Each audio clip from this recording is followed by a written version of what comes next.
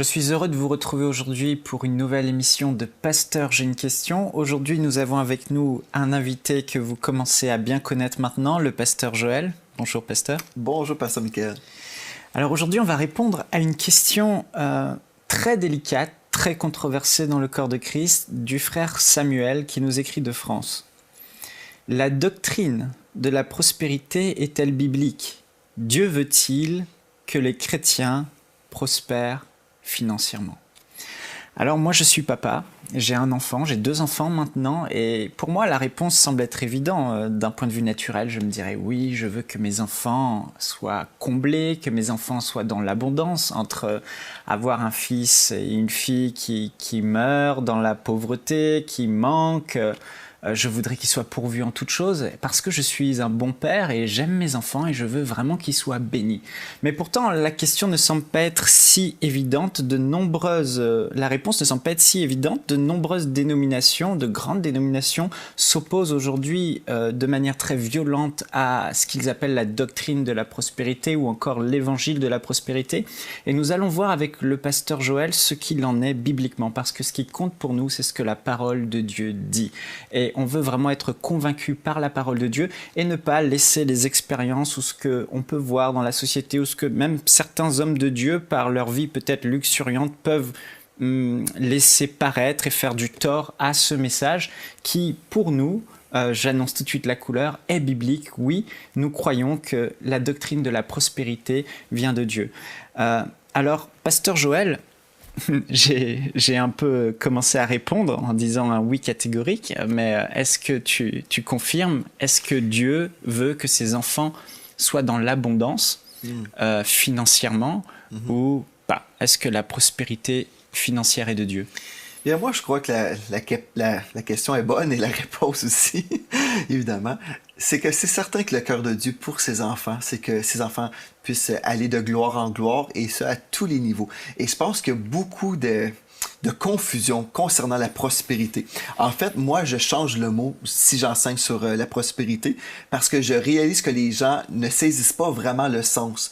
Et souvent, on dit « Ah bien, c'est un message américain, par exemple. Bon, ici, on est en Amérique du Nord et puis, bon, c'est sûr, on a peut-être été influencé par les Américains, mais on peut recevoir des bonnes choses, certainement. Mais quand on comprend la doctrine, on réalise que l'origine n'est pas américaine, mais c'est tout à fait biblique. Et je crois que dans le peuple francophone, on a encore plus de difficultés à croire dans ce message-là parce que dans nos Bibles, comme par exemple dans la Bible Louis II, à chaque fois qu'on retrouve le mot paix, ou en anglais, on lirait le mot prosperity, en français, dans notre Bible, c'est écrit le mot paix. C'est le mot shalom. Donc, on lit pratiquement jamais le mot prospérité ou prospérer dans notre Bible francophone. Oui, on retrouve quand même le mot, mais si on lit notre Bible en français uniquement, bien finalement, on manque une dimension. Dans le monde anglophone, comme moi, j'ai toujours fait mes études dans le monde anglophone et l'école biblique aussi en anglais, le mot prosperity est là, est tout à fait biblique. Bon, là, il faut se poser la question, est-ce que les gens font du mal ou est-ce qu'ils vont tordre des fois le sens de la prospérité biblique? Oui, ça l'arrive certainement. Mais je pense que c'est vraiment un signe d'immaturité pour nous dire, non, c'est complètement anti-biblique. C'est vraiment de faire violence aux Écritures parce que s'il y a une doctrine qui existe, à quelque part dans la Bible, on retrouve des versets qui en parlent, n'est-ce pas? Ça fait du sens. Donc, s'il y a des gens qui parlent beaucoup de prospérité, à quelque part dans la Bible, on parle de prospérité. Mais là, si on définit la prospérité ne veut pas dire argent. Et c'est ça où on a fait fausse route. Donc, la prospérité, c'est le mot shalom, qui veut dire rien de manquant ni rien de brisé. Donc, en Christ, dans notre salut en Christ, nous sommes prospères. Ça veut dire qu'il n'y a rien de manquant en Christ, ni rien de brisé en lui. Ça, c'est notre position parfaite en Christ. Si je suis sauvé, bien en Christ, j'ai un héritage et je suis devenu co-héritier avec Christ. En Christ, il n'y a pas de maladie. En Christ, il n'y a plus la malédiction de la pauvreté. En Christ, tout est parfait. Amen. Bon, ça, c'est ma position en Christ, mais la manifestation, bien, c'est autre chose. Il y a des gens qui vont aimer l'argent et puis ne vivront jamais la prospérité financière ou la provision divine. Moi, je parle souvent de la provision divine quand je parle de la prospérité financière parce que les gens ont tellement de préjugés. On dit prospérité et tout d'un coup, oh, Je cesse de t'écouter parce que toi, tu as été influencé par un courant satanique. Et puis, il y a toutes sortes de pensées comme ça. Dans la tête des gens, prospérité, c'est grosse voiture, grosse maison, alors que c'est pas ça. Comme tu le disais, le mot prospérité, rien de manquant, rien de brisé. Est-ce qu'on pourrait dire que la prospérité, c'est avoir ses besoins pourvus et en avoir un peu plus pour pourvoir aux besoins des autres? Exactement. Quelqu'un qui me dirait, et puis c'est arrivé à plusieurs reprises, les gens vont me dire, ah bien moi, ce qui compte pour moi, là, c'est d'avoir suffisamment d'argent pour ma famille. Mais les gens s'imaginent être humbles et raisonnables. Mais en fait, ces gens-là sont égoïstes parce qu'ils pensent à eux-mêmes, leur famille. Mais votre voisin qui a besoin d'aide, si vous êtes toujours pauvre et vous vivez dans la malédiction de la pauvreté, selon Deutéronome 28, si vous marchez dans la pauvreté, c'est difficile pour vous d'aider votre prochain. C'est difficile d'aider votre église locale aussi, parce que sûrement votre église a des projets. Par exemple, je comprends cette compréhension, en tout cas, je comprends cette doctrine de la prospérité comme étant simplement des gens qui veulent promouvoir le cœur de Dieu. Tout simplement. C'est-à-dire que si je comprends que l'évangile du Seigneur Jésus, que Jésus sauve, Jésus remplit du Saint-Esprit, Jésus guérit. Si je crois dans ce message, je veux que tous entendent parler de Jésus comme ça. Mais on réalise qu'on doit financer la proclamation de l'évangile.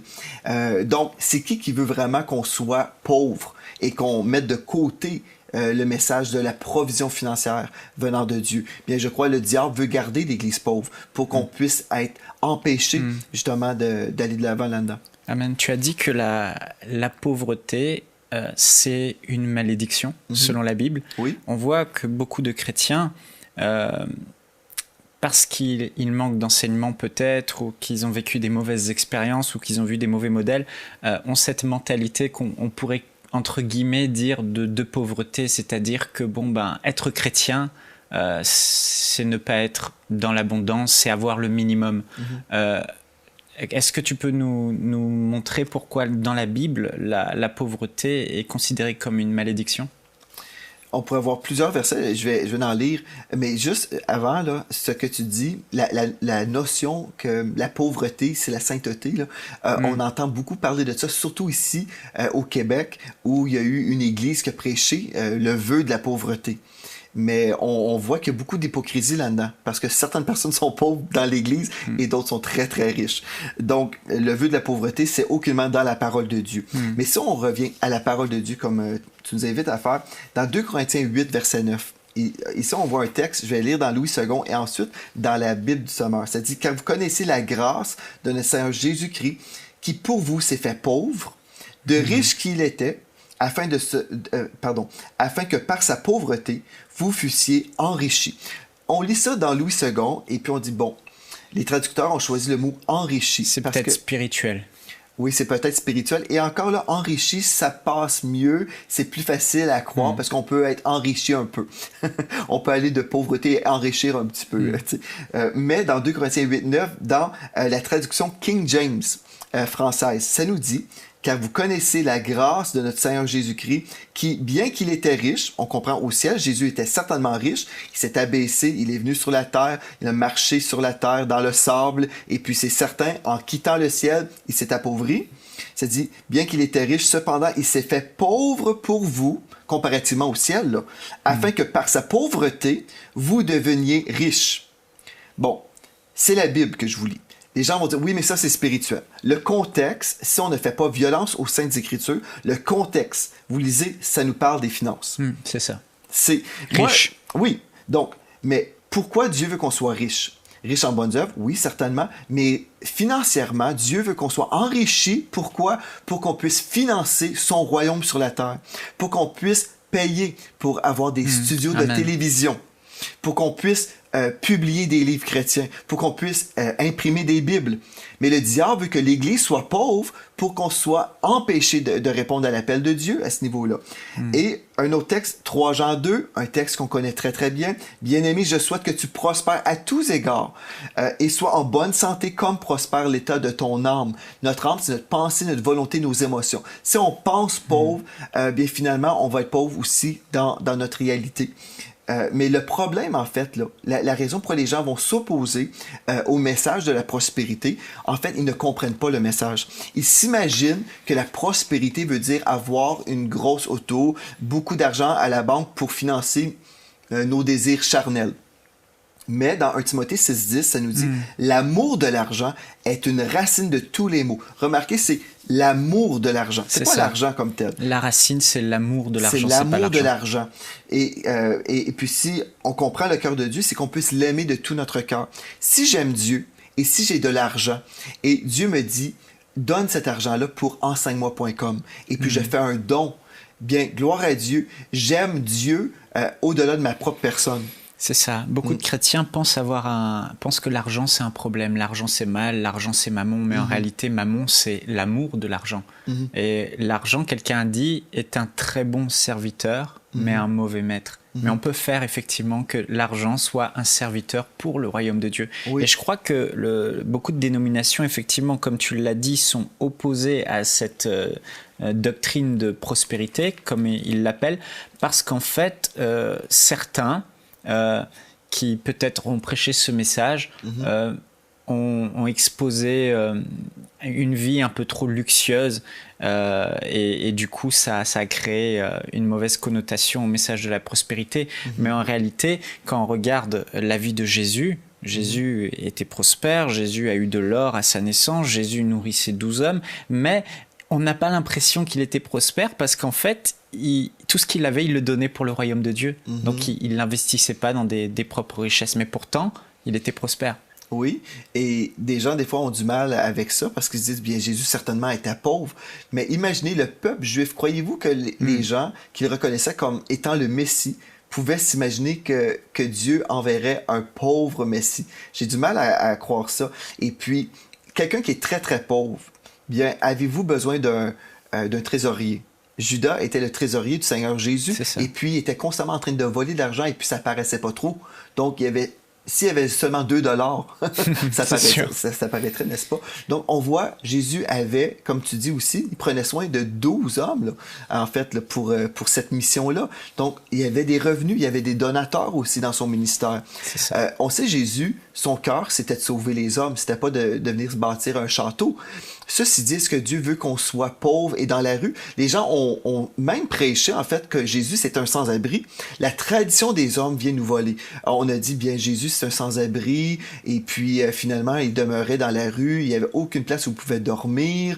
On comprend, dans une mission, peut-être, oui, c'était le cas une fois, mais des fois, on prend des versets hors contexte, et puis, finalement, on oublie que Dieu veut bénir son peuple financièrement pour un but. Et c'est ça que j'aimerais lire. C'est très, très clair. Moi, je peux dire, Pasteur Michael, j'ai entendu des prédicateurs qui ne croient pas dans la prospérité, qui disent qu'ils ne croient pas. J'ai entendu des messages complets et puis ils croient dans le message de la prospérité. Mais pourtant, ils s'opposent. Mais j'ai écouté et j'ai dit, ben c'est ça le message. La prospérité, selon le cœur de Dieu, c'est d'être généreux. Amen. Tout ce que j'ai, ça appartient à Dieu. Et si Dieu me dit, tu vas relâcher. Si, admettons, j'ai une maison et Dieu me dit, tu vas donner ta maison pour un couple dans le besoin, je vais le faire. Si Dieu me dit, tu vas donner ton véhicule, tu vas donner ta fourgonnette, peu importe. Si j'ai un cœur pour Dieu, j'aime Dieu, et puis Dieu voit que je suis un canal pour ses bénédictions et pas un réservoir, Dieu va me bénir financièrement. Amen. Pour que je puisse faire avancer son œuvre. Et si tu permets, je vais lire 2 Corinthiens chapitre 9. Ici, ça nous parle justement du message de la prospérité. Ça dit, sachez-le, celui qui sème peu, moissonnera peu. Ici, on parle des semences financières. Et celui qui sème abondamment, moissonnera abondamment. Donc, Dieu n'est pas contre l'abondance. Que chacun donne comme il a résolu en son cœur, sans tristesse ni contrainte, car Dieu aime celui qui donne avec joie. Et ici, ça nous parle des offrandes. Donc, on peut donner selon notre cœur. Et verset 8, « Et Dieu peut vous combler de toutes ses grâces, de toutes ses faveurs, afin que possédant toujours, ça dit possédant toujours, et en toutes choses Amen. De quoi satisfaire à tous vos besoins, vous ayez encore en abondance. » Mais ça, c'est sous la Nouvelle Alliance, c'est étonnant. Oui. Dans le Nouveau Testament. Pour toute bonne œuvre. Pour toute bonne œuvre. Donc, vous ayez encore en abondance. Ça ne dit pas juste assez, là. Mais en c'est ça. abondance pour toute bonne œuvre, selon qu'il est écrit, il a fait des largesses, il a donné aux indigents, sa justice subsiste à jamais. Celui, en parlant de Dieu, qui fournit de la semence au semeur et du pain pour sa nourriture, vous fournira et vous multipliera la semence et il augmentera les fruits de votre justice. Vous serez de la Amen. sorte enrichis. Ça le dit ici. Amen. C'est très clair.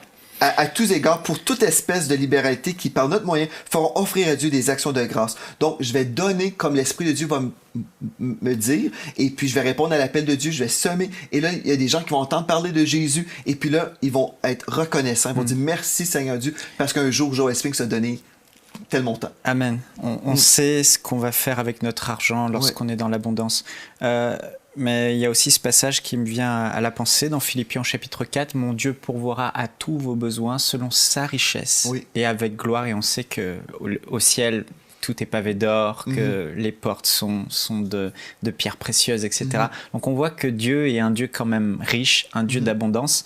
Mais je crois que le problème, je disais c'était étonnant quand tu lisais le passage dans le Nouveau Testament tout à l'heure. Pourquoi ? Parce que la majorité des gens n'ont pas de problème à croire que Dieu est un Dieu d'abondance quand ils lisent l'Ancien Testament, l'Ancienne Alliance. Parce qu'on voit constamment que Dieu bénit, comme tu l'as dit dans Deutéronome 28, il dit « Si tu n'obéis pas à ma voix, voilà les 3 volets de la malédiction, la mort spirituelle, la maladie et la pauvreté. » Donc Dieu classifie le manque, la pauvreté comme une malédiction, mais il dit « Mais si tu obéis à ma voix, voici, etc., je te bénirai. » Et Dieu va parler à ce moment-là d'abondance. Il va dire « Je remplirai tes greniers. » Et on voit même au travers des patriarches et comment Dieu les a bénis. La Bible dit que Dieu a béni Isaac, et Isaac devient riche jusqu'à ce qu'il devienne même fort riche, et que même une nation, la nation des Philistins, voulait qu'il parte et lui donnait envie. Et on voit que c'est la bénédiction de Dieu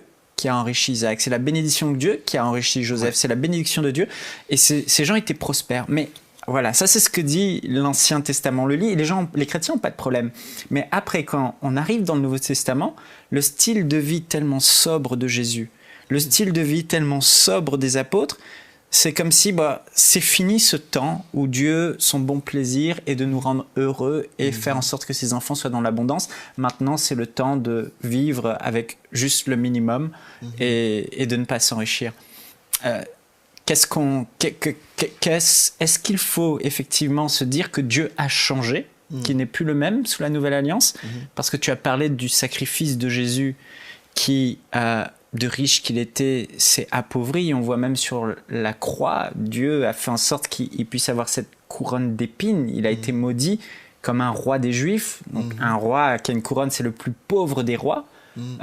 Quand tu disais que c'est ce que Jésus a fait, qui nous enrichit, est-ce que, Pasteur Joël, sous la Nouvelle Alliance, on peut, comme sous l'Ancienne Alliance, mettre notre foi en Jésus, exercer notre foi pour que on soit abondamment béni par Dieu dans nos finances, dans nos biens, dans notre matériel.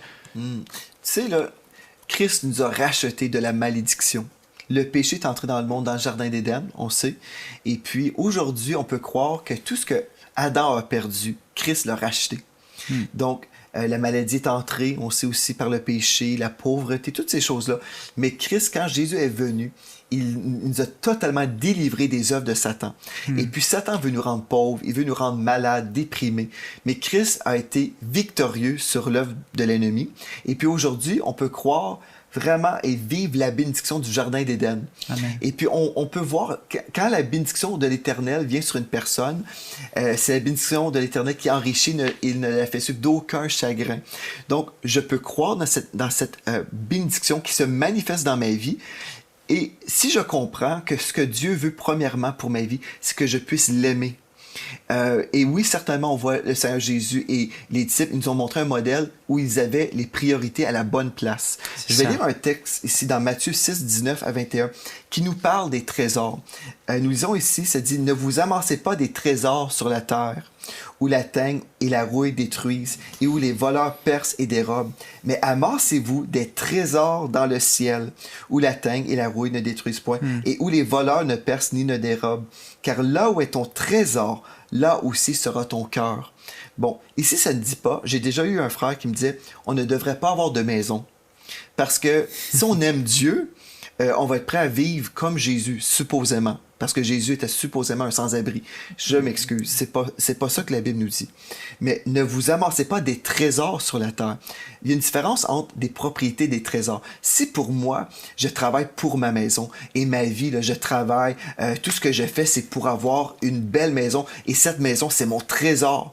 Bien, j'ai un problème. Et c'est ça que Dieu ne veut pas. C'est ça que le Seigneur Jésus disait ici. Dans Matthieu 22, 37, ça dit, Jésus lui répondit, tu aimeras le Seigneur ton Dieu de tout ton cœur, de toute ton âme et de toute ta pensée. Donc, je devrais aimer Dieu de tout mon cœur. Et si mon véhicule, c'est mon trésor, j'ai un problème. Si j'aime l'argent, j'ai un problème. Mais ça, c'est dit, on peut être très, très pauvre et aimer l'argent aussi. On peut être pauvre et aimer l'argent. Donc, le problème, c'est vraiment notre rapport par rapport à l'argent et notre cœur qui s'attache à l'argent. Le problème, ce n'est pas l'argent. Non. Et on nous cite souvent, quand on parle de prospérité ou de pauvreté ou de bénédiction financière, Matthieu 19, 21, où c'est ce jeune homme riche qui était très riche, qui est venu vers Jésus et il lui dit, Jésus va lui répondre, si tu veux être parfait, va, vends ce que tu possèdes, donne-le aux pauvres et tu auras un trésor dans le ciel, puis viens et suis-moi. Alors souvent, les chrétiens se disent, mais Jésus a dit à cet homme qui était riche de tout abandonner. Donc aujourd'hui, ce que Dieu veut, c'est qu'on abandonne tout, encore comme les apôtres, les disciples, les premiers disciples qui vendaient leurs champs et qui mettaient tout aux pieds des apôtres. Donc en gros, les gens pensent qu'effectivement, Jésus a dit à cet homme qui était riche de vendre tout ce qu'il possédait, donc c'est ce qu'on doit faire. Qu'est-ce qu'on pourrait dire par rapport à ça? Donc, on continue dans notre lecture, tout simplement. Le verset 22, ça dit, après avoir entendu ces paroles, le jeune homme s'en alla tout triste, car il avait de grands biens. En fait, cet homme-là aimait ses biens. Et ce que Jésus recherchait, c'était son cœur. C'est toujours...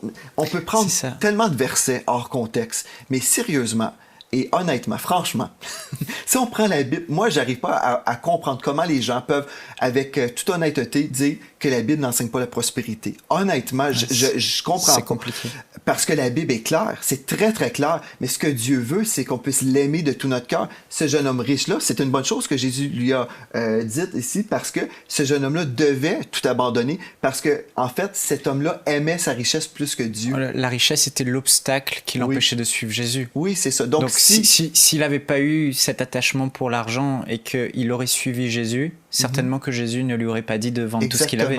Exactement. Et on doit faire attention dans notre interprétation de la parole de Dieu. On doit toujours se poser à qui Dieu parlait dans un texte. Parce que si on commence à prendre des versets partout comme ça, on peut dire plein de choses à la Bible. On peut faire dire toutes sortes de choses à la Bible. Donc ici, c'est clair, le contexte est là. On lit dans le contexte et puis on peut comprendre ici que ce que Jésus voulait vraiment, c'est le cœur de ce jeune homme-là. Et Pasteur Joël, il y a un autre passage auquel je pense, excuse-moi, c'est celui que tu as lu tout à l'heure dans 1 Timothée au chapitre 6, versets 6 à 11. Il dit qu'à l'amour de l'argent, au verset 10, est la racine de tous les maux.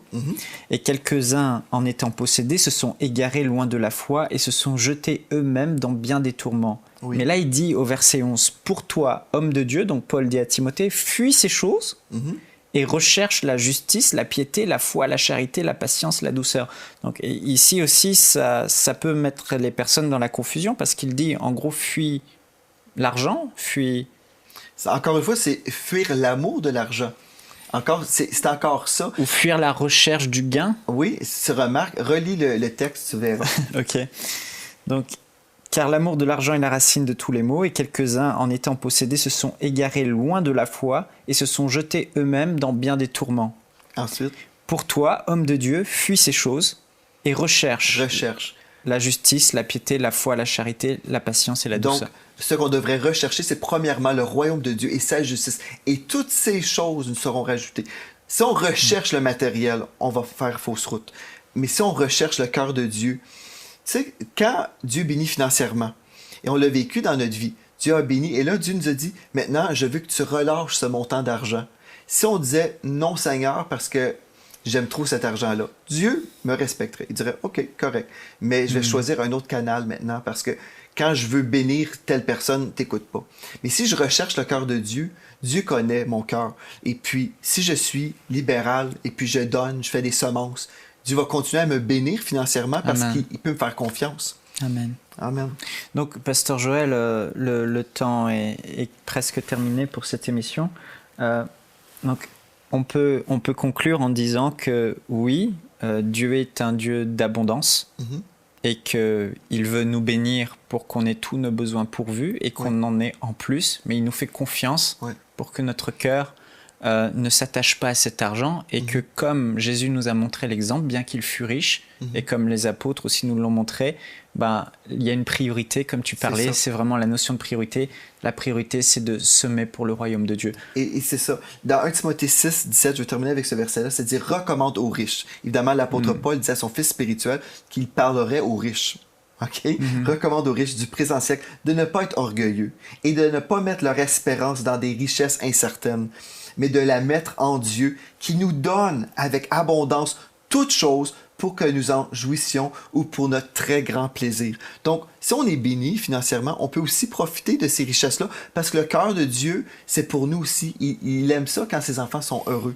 Amen. Donc on peut encourager aujourd'hui les chrétiens, les enfants de Dieu, à exercer leur foi en Dieu et en la parole de Dieu, en les promesses de la parole de Dieu pour qu'ils soient dans l'abondance. On peut leur dire, exercez votre foi, exercer croyez. votre foi, certainement, mais vous devez avoir le cœur de Dieu. Parce que Dieu connaît votre cœur. Si vous dites, j'exerce ma foi, puis je décrète la parole de Dieu, mais dans le fin fond de votre pensée, c'est que je veux avoir telle maison, je veux avoir ci, je veux avoir ça, ça risque de ne pas fonctionner. C'est pour notre ventre, c'est pas ça. bon. Mais si vous travaillez pour le royaume de Dieu, vous êtes là, vous voulez voir le royaume de Dieu avancer, et aussi vous allez bénéficier parce que Dieu connaît votre cœur. Mais c'est vraiment une question de cœur, une question de générosité. Le message de la prospérité, c'est d'être généreux. Amen. Amen.